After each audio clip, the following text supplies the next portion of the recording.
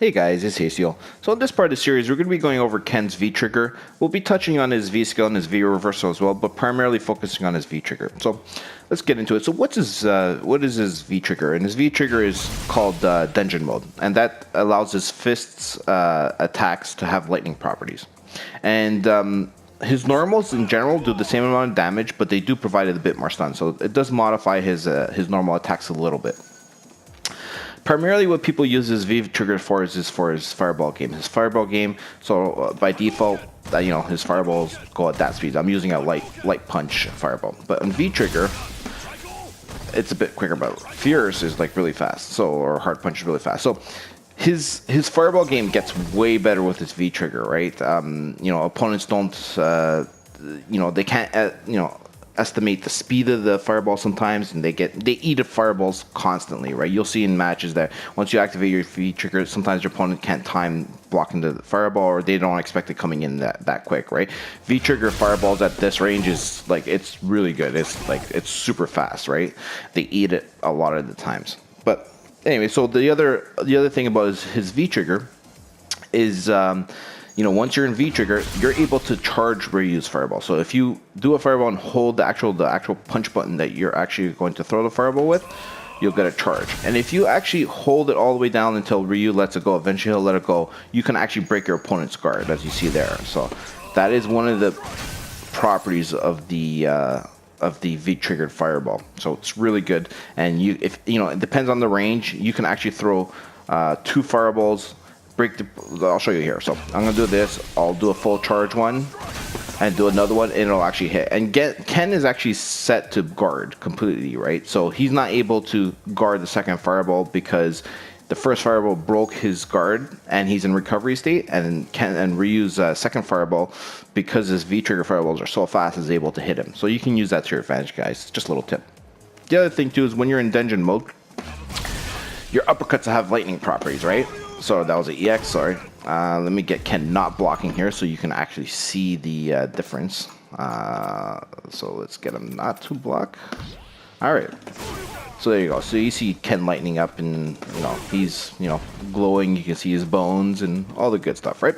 So again, same type of deal where his uppercut does more damage in V-trigger state, more stun in V-trigger state, right?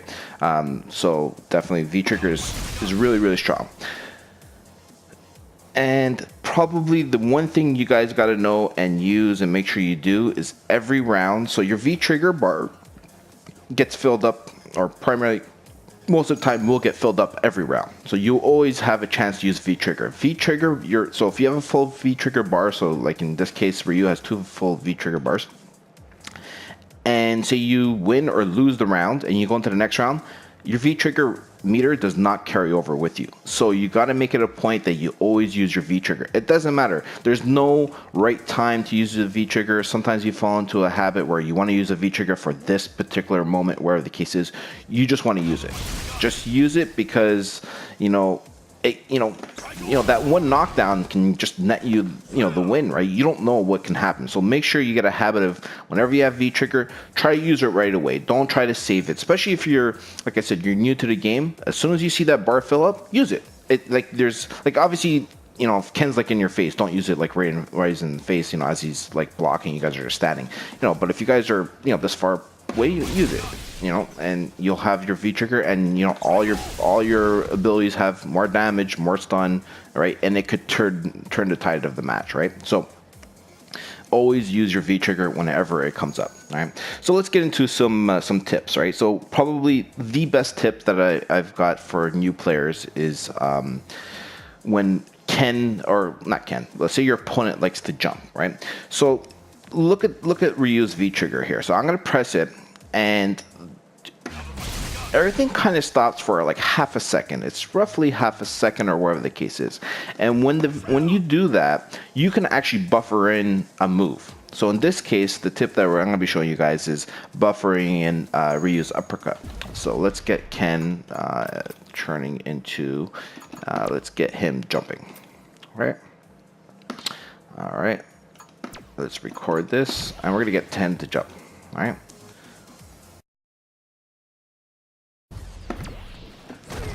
Okay, So now we got Ken jumping and kicking us here. So the tip I got for you guys, and this is a really good tip for newer players. So say you have decent reaction time for uppercuts. You can always down fears, whatever the case is. But there is one more thing you can do. So like I said, you want to always use your V trigger, right? And one way of using your V trigger. So say you have somebody that likes to jump a lot, likes to jump in. If you know that Ken is going to jump, like I do, right? You can actually V trigger when Ken's in midair and input your uppercut, right? That will like allow you to have that extra 0.5 seconds or so to input your uppercut. You don't have to have split second reaction timing for the uppercut, right? So like I said, it's kind of gonna jump, I'm gonna hit the up, and that's it. All right, so it's really easy. You can buffer in your inputs, and this goes for everything. You could buffer in your super if you wanted to, right? So I'll show you that now once V trigger's out. All right, let's see if we could buffer in our super here. So there you go. So use that to your advantage, guys. And the last tip, and obviously this is going to be a bit simple, is if you have meter, so use the same tip as before, which is you can, uppercut the opponent V trigger, but if you have meter, do an EX version of it, and it does like way more damage, right? So here, I'll show you here. So there you go. So good damage, good stun, and so anyways, take that away with guys. Take it into training like I did here. I just got Ken jumping, kicking, right? And just practice your, V trigger, uppercut, right? And that's it. It's super simple, super easy. And, your opponent probably won't expect, especially since if you're not really good at uppercutting with the reaction, if you're always like trying to like blocking down, right? And you're not able to land the uppercut, you can, block down, do that, and then do the uppercut, right? Which I missed right there. But anyways, you guys get the idea, right? So, all right, guys. So we're going to be going over Ryu's V skill, and it's his parry, right? You can parry any incoming attack, right? And it basically blocks. You don't take any weight damage. You don't take any damage at all, right? I don't recommend this for new players because it requires one, specific timing. Two, if you miss it, you're just going to get punished. Yes, it looks cool, but at the end of the day, it's not going to get you the win, right?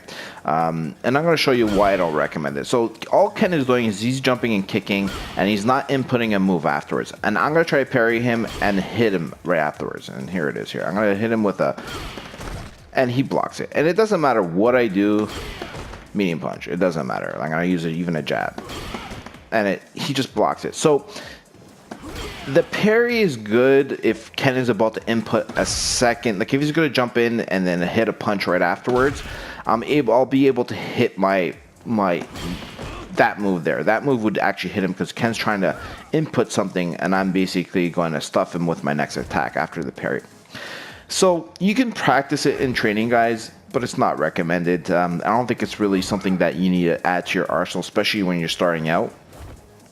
And the next thing is Ryu's V reversal. So his V reversal, again, you can add this to your arsenal. This is actually, it's not bad. I would recommend you guys practice it.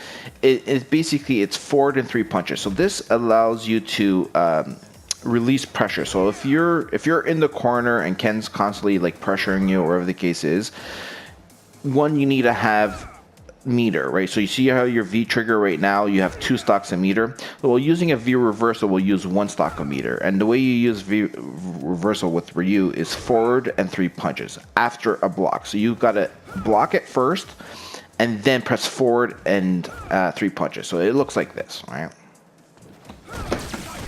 That's his V reversal, right? And it really depends. Sometimes it'll hit, it looks like Ken will be able to block that all day if he wanted to, right? So, but if your opponent, again, is inputting a second move, that V reversal actually has faster startup frame on it, so it'll actually push the opponent away. It won't damage them, it'll do white life to them. And it'll push them away. It'll actually reduce your stun meter and basically give you some breathing room so that you can try to, get some footing back into the match. So that's pretty much it, guys. If you like the video, drop a like down below. That helps me. Any comments or questions, again, put that down below as well. I read those all the time. And if you haven't subscribed yet, please do that. That helps me a lot. Thanks a lot. Have a good one, guys. Take it easy.